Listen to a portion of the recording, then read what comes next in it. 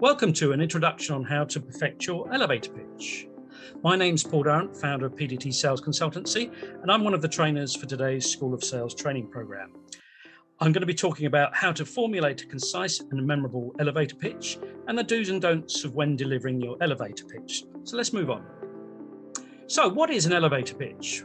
Well, basically, it's you explaining your value and how you help customers when you're riding an elevator pitch with a stranger, and we need to try and do that within a very short amount of time before they step out onto the floor that they're going to be using.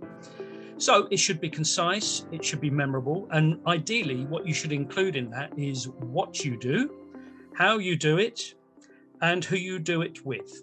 Now, timing wise, you should aim for 30 to 60 seconds. 60 seconds is quite long, so I'd aim for 30 seconds.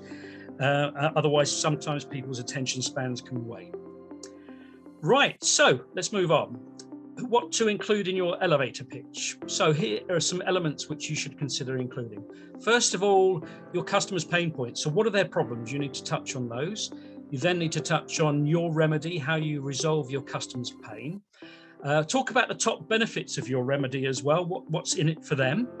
Also talk about what's unique about your offering, your products, your services, and the value that you provide. And then finally, talk about your business drivers, why you do what you do, especially if you've got an interesting backstory. Right, so let's move on. Now, here are 5 ways to deliver your elevator pitch. The first one is exactly what it says on the tin, wow, how now.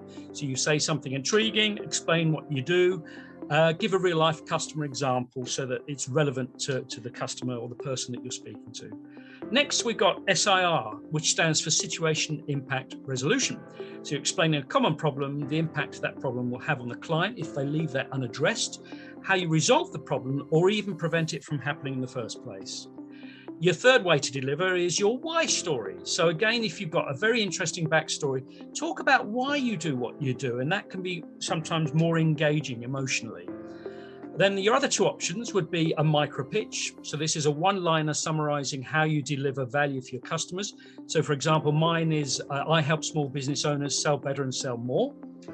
And then finally, your 5th option is your hands up pitch. So this is great for an audience where you can ask and address that audience, tell them to put their hands up if they're suffering from a particular problem, then ask them to keep their hands up if that's impacting their business. And then finally, you can explain how you resolve that problem.